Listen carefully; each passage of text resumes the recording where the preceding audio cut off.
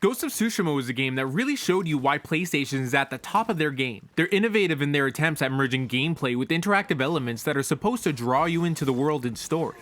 The combat was a brilliant mix between skill and flashy mechanics. But what happens when a samurai is biting off a little more than he can chew? Were there moments in the game where you felt like the odds weren't in your favor? Have you wished you could have a buddy there to help you out? Not just an AI-controlled one who does whatever their programming tells him to, but a real person you can talk to and coordinate with. Don't you just want to be able to get straight into the action and skip all of those dull horse riding scenes going from location to location and get into the real meat and potatoes of the game, slicing an enemy's throat with no interruptions? If yes, then does Daddy Sucker Punch have some news for you? What's going on, guys, and welcome back to the channel. Today we're going to be talking about the much downplayed Ghost of Tsushima Legends, a free co-op multiplayer mode for the game, and try to figure out if it's worth it or if you should just skip it. I refer to it as downplayed because this wasn't really a mode that PlayStation advertised a lot. There were a couple of trailers and some blog posts, but it wasn't really something that gained a lot of traction. Even on YouTube, it was always a footnote of news that would get briefly mentioned, but I never really saw anyone talking about it or giving it the time of day. This didn't really give off the best first impressions, especially since it was already battling the stigma of tacked on multiplayer modes in single player games. I assumed this game didn't have the juice, and now that I'm seeing it was popular enough that it's getting a sequel mode in Ghost of Yotei, I want to reevaluate this position. I want to give the lead, Darren Bridges, the recognition if he deserves it, and to not spoil the video, I think he does. The game has 4 character types that you can choose from, and each of them feel like a derivative of Jin. They all focused on one aspect of his skill set and make that their main draw. We have the samurai, the hunter, the assassin, and the ronin. When you first start, the tutorial takes you through all 4 character classes and shows you their strengths, then has you choose one class to begin with. You can't swap freely throughout these classes at the beginning. Instead, you'll have to gain familiarity with whichever one you choose as you work towards leveling up to unlock the other classes. So I hope you don't rush through the tutorial because you don't want to pick a specialization that you find boring. But it might not really matter to you because the classes are more similar than the tutorial might want you to think. All the characters have the same basic moveset that's lifted straight from the main game. You have your standard sword moves, the heavy and light attack, you'll have your block and your parries, and despite what you might think because of the hunter class, but all the characters also use their bow and arrows. There's still different sword styles and ghost weapons, but this game does the classic multiplayer mode of stripping your all-powerful character down to the basics and restricting the abilities you can use. There are different sword styles, but you only have access to one at a time. There are ghost weapons, but your character can only have 2. Everyone starts off with the same 2, the kunai and the smoke bomb. Instead of allowing you to unlock these through the skill tree like Jin can, they instead tie this into the gear system. There are 5 different gear slots you have. You have 1 for your sword, 2 for your ghost weapons, and charms that can augment your stats. This kind of gear system is something I'm no stranger with. As you play the game, you're rewarded with different gear pieces, whether it's a new stance for your sword or a new ghost weapon you can use. Each of these have a certain number to it that denotes how strong the piece is, and this is the main way you can make your character stronger. As you equip higher level gear, it'll up your character's strength level, despite gaining XP and leveling up after matches. That's not how you increase your character's level. Those level rewards are restricted to the skill tree progression and being able to level up a gear's mastery later on after you reach your level cap. Until then, your progression is almost exclusively tied to what gear you have equipped. This can make it a little frustrating early on if you aren't getting great rewards, but can make it easier for you in the late game when you're unlocking the rest of your characters. Aside from specific items here and there, all 4 of your characters share the same pool of gear items. Even though I spent most of my time playing as the Ronin, I'm still unlocking items that my assassin can use. And it isn't the case where my assassin has the gear equipped so my Ronin can't. Every piece can be held by multiple characters without having to unequip it. And since there's a separation between a character's level and their strength, this means that the game makes the gracious move by not forcing you to start from level 1 with every character you unlock. You can bring them all up to your current strength at once, allowing you to switch between them based on what you're feeling in the moment, or whichever one you think the mission or your friends demand. This saves you from some unnecessary grind or even ignoring the other characters in favor of being able to play whichever mode you want when you want. So you can't jump into a match with all 4 sword styles and change them up depending on which enemy you're fighting. You'll just have to make do with whichever one you've chosen and hope that you aren't going to have to tackle a lot of shield enemies with the stone stance, or that you have the right stance available at all. After getting my first character to level 10, I never got the water stance. For the ghost weapons, you're restricted a little more to which you can bring. You have 2 slots and you can't just put any weapon you want there. There are some that are available for the square slot, and there are others that are available for the triangle slot. It does make it feel a little handcuffed, I'm not gonna lie, especially if you're jumping into this right after playing the main campaign or jumping back and forth between the two. I think they mainly did it to highlight the customization of your character. They want your experience to feel like your own instead of having everyone feel like they're playing as the exact same person. Because this game already struggles with that, the main way you can differentiate your character from others is the class you choose, and even then, it's only really for the special abilities, which you might not get a lot of chances to use in the round. You can play 4 rounds, each one with a different class, and potentially see no difference at all if you don't really use your special abilities. I started off as the Ronin because I wanted to try out the healer, and a lot of times in the early game, my partner never went down, so I couldn't really do anything special. Speaking of different abilities, each class you can specialize in has 2 unique abilities. The Samurai can use Jin's Heavenly Strike to kill 3 enemies, and then can drain the life from nearby Mongols to refill their own. The Hunter can headshot 3 enemies and use a stun AoE attack. The Assassin can stealth kill 3 enemies instantly and can drop a toxic smoke bomb. And finally, we have the Ronin, who can revive any ally downed at once and can summon a spirit wolf to attack enemies. By the end of the tutorial, you'll notice the depth of each class, but in the actual gameplay, you'll hardly see it. The tutorial is designed to highlight each class's signature moves, whether or not the other classes can also use them. For example, you'll learn to use the bow, especially the fire arrows, in the Hunter tutorial. While that makes sense for a way to split it up between the different classes, it led me to believe that the bow, or at least the fire arrow, was exclusive to the Hunter. Not so. Any class can use those. Because of this, it's hard to tell which characters your teammates are using unless you see them use their special abilities. I was playing a round of survival for close to 20 minutes before I realized our team had 2 Ronins in it, and that was only because I saw a spirit wolf that I didn't conjure. After playing a few matches with some randoms, I failed to see how your choice of class impacts the performance of your team. You can revive one another, you don't need the Ronin, he just makes it easier with his special. There's almost no real strategy for it when all the special abilities aren't really that special. 3 of the 4 classes have an ability that allows them to kill 3 enemies at once. The only real difference is the animation. The outcome is all the same. So just choose whichever one you think is cooler. The only one that really feels any different from a concept perspective is the Ronin, and that's only because he can't kill 3 enemies at once. He can only revive and then later heal his teammates. While it may make him seem a little underpowered when compared to the rest, I think it makes him a little more fun because it makes my abilities feel unique. Since I can save 3 team members at once, it makes me feel more needed than if I just attack 3 enemies. While this makes him feel useful as a part of a team, if you plan on playing this as a single player venture, the Ronin may be the one class that virtually feels useless because of his special. There's no point in being able to revive your teammates if there isn't anyone to revive. So until you upgrade this move to either heal yourself or deal damage, it's just an empty move slot.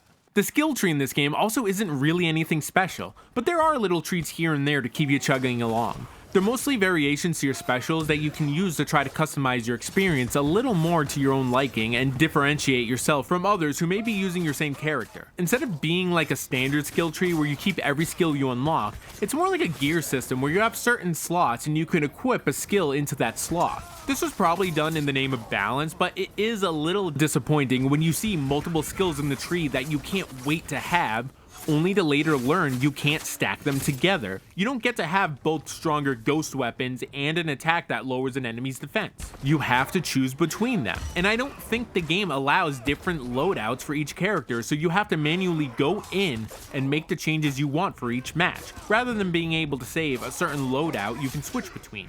Speaking of the game's modes, the missions in this game are split up into 4 different categories. You have your story missions, survival mode, the raid mode, and the challenge mode. All of these are further split up into different difficulties. Starting with the bronze, you can't choose whichever you want to play from the start though. The difficulty levels are set to your character's gear level. If you aren't high enough, it won't give you the choice to struggle through a pointless battle. It'll just gray out the selection until you're strong enough. The way I was playing, it felt like it was drip feeding me gear through the bronze until I finished all of the story missions at that difficulty before I could progress to the next. And then I decided to switch up between the different modes instead of sticking to just the story until I finished. This let me get more higher level gear pieces faster, and it felt like I was actually making progress with my character. The story mode this game provides is a story in a fairly loose sense of the word. Each of these missions is actually 3 enemy encounters stitched by a portal and held together by a voiceover narrative explaining who the enemies are and why you're trying to kill them. There's usually not much character interaction or long drawn out dialogue in these tales. Just specific missions might have a character telling you something, but you can usually just run from waypoint to waypoint and ignore most of what's being said. I assume the developers might have realized hitting enemy camp after enemy camp might get repetitive after a while, so they added different variations to each mission to shake things up. Like in the second story, The Curse of the Oni Baba. It requires you to kill a specific enemy in each group, or the other Oni will keep regenerating their health faster than you can kill them. Or in the third mission, you have to imbue your sword with certain energy to deal extra damage to the matching enemy. It doesn't change the base gameplay, but it adds a little spin on it to keep it from getting too stale as you barrel your way through the story. This is also the only mode that doesn't allow you to go in with up to 4 players. It caps off at 2. I don't know if this is for balancing reasons, but these missions aren't too difficult to get through. It's not like having 2 players keeps the challenge up. Me and a rando have no trouble getting through this, so I doubt 4 players would make it any less easy. I also got my hopes up a little bit for the story mode, thinking it would be extra story missions like in GTA or Red Dead Online. And what we get is still good. I just got a little excited at the possibility of what it could be rather than for what it was. Survival is a mix between your traditional survival mode and capture the flag. In this mode, you have to survive waves of enemies while also defending 3 different points on the map. The enemies come from certain set points and they set off flares so you can tell from what direction they're coming from when they launch an attack. As you kill enemies, you earn points which you can then spend at statues to unlock certain buffs for the round, ranging from things like refilling your teammates' health or consumables, to setting enemies on fire when they're near a ghost. Every third wave is a boss wave where they have beefier enemies which can tank a lot of hits and deal out even more damage. There'll also be specialized enemies that you've met during the story mode, like the dude who can send a stream of crows after you. This is the part of the game where the teamwork really feels needed, as it can be pretty difficult to take down these bosses by yourself while trying to defend the different points. I wouldn't recommend playing this mode by yourself unless you're fine with not winning. I've tried a couple of times and haven't beaten a single boss wave, especially when they throw in the modifiers for them like the poison gas. I'm sure it is possible, but beating these alone is above my pay grade. Survival is the first time playing Legends where I really felt like I was a part of a team. It was a lot of fun and it is my favorite mode by far. The last 2 modes are the rival mode, where you're split up into 2 teams of 2 and you're competing against each other to clear combat encounters, and the challenge mode, which is this game's raid mode where you team up with your friends to beat a powerful boss character. These 2 modes I am less familiar with and can't really comment on. Challenge mode especially because it requires you to have a gear level of 100 to compete in, and unfortunately, I'm nowhere close to that. I'm currently in gear level 45 and 50, and I'm not sure when I'm going to be able to reach that requirement. While I wanted this video to be fairly comprehensive, I wasn't able to experience everything I could about this game, simply because almost no one is playing. The most matches I can get is playing the story because you only need 1 other person. I can only queue up with the team in survival if I do quick play. If there's a specific map I want to play, I basically have to do it myself. And forget about rivals. I haven't been able to play a single game of it. Could I spend more time in the queue waiting? Sure, I probably could. But I don't have 20 to 30 minutes to spare just staring at the screen waiting for people to join, so I had to deal with what I could. The main aspect this game has going for it is that it rides off the coattails of Tsushima's combat. It has all the fun combat scenarios while cutting out all of the filler. There's no horse riding sections where you have to sit through characters holding you up to spout exposition at you. When you're thrown in, you can just run to each waypoint and start slicing enemies up. It's almost like a Coliseum mode for the main game, but one that allows you to play with your friends. It's a system that feels so intuitive and easy to use that even in the hardest of survival modes, you're not wondering which button does which move, or that you can react fast enough to meet the current challenge. This lets the game avoid making the repetition feel stale. Every time I start up a match of survival, I'm still as excited to play as the first time because it feels so rewarding. And I think cutting down on the abilities you have really works well for this. You only have your basic combat, your 2 special moves, and 2 ghost weapons to worry about. There's not a time where you're struggling to remember which button is which move or needing to use the face buttons to swap to a different menu to use a certain item. The simplicity is the key to the enjoyment, and because the system is so simple, how well you personally perform isn't really impacted by how your teammates decide to customize their characters. Most of the skills are about improving your own personal performance so you can hold your own weight in the encounters. The only exception I would say exists is the Ronin. Since he's the healer, if they decide to change his healing ability to the one that sets enemies on fire, that might fuck up your run when all the healing drums are inactive. I wish I could say the biggest draw for this mode is playing with others, but it's not as fun as I thought it would be. This could be because I'm not playing with my friends, and I'm sure when me and my friend go through Yotei's Legends mode together, I'm gonna have a lot more fun.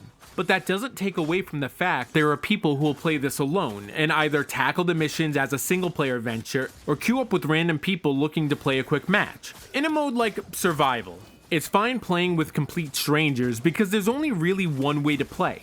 Run to the command point and stop any enemy from taking it over. But when you're playing story mode with randoms, it can be a little frustrating if you want to try to stealth your way through an encounter, but your partner couldn't care less and forces it to be a combat section. So then your choices are either to deal with it and play in a way you didn't really want to, or to play the mission by yourself. I've been really lucky and my partners have usually been following my lead, and we can basically non-verbally agree on how we want to do this. But there are a couple of times where I've had someone run head on into a really tough situation and we kept dying. Or if you get someone that's just in it for the reward, so they run through the chapters as fast as they can, barely letting me have a chance to play. Literally. We start the chapter and he's already trying to kill everyone in sight. I basically have to compete with him just to have a little fun. Plus, when someone runs through the gates like this, it can cut the voice lines off early, so I'm not hearing much of the story for the story mode. It really makes me appreciate the versatility the main game gives you and how you can tackle each challenge. This isn't something that's inherently wrong with the game itself, but rather a con of multiplayer modes in general.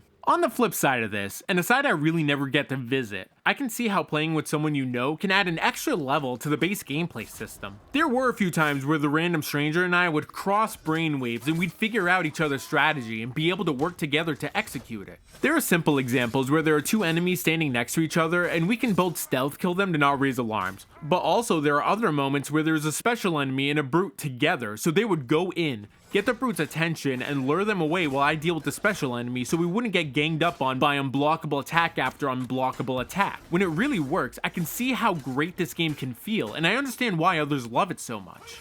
This game doesn't have the longevity that a lot of other online games have. There's no new content drops to keep people coming back, and since Yotei's Legends mode is coming out, this game is definitely in its end of life stage, and there's already not much content there to keep you going after you get your fill, so I wouldn't expect any more to be coming. It's not a game like Fortnite where there's constant updates to keep you engaged. Legends doesn't feel like this massive game with endless hours of content.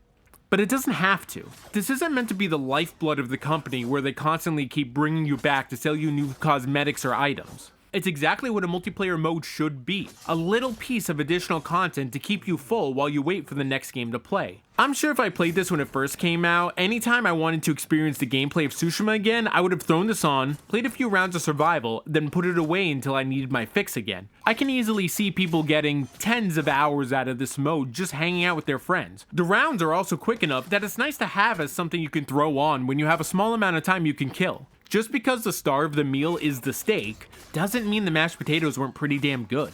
Let me know in the comments below if you're as hyped for the release of Ghost of Yotei Legends, and I'll see you all as the next Ghost. Take care.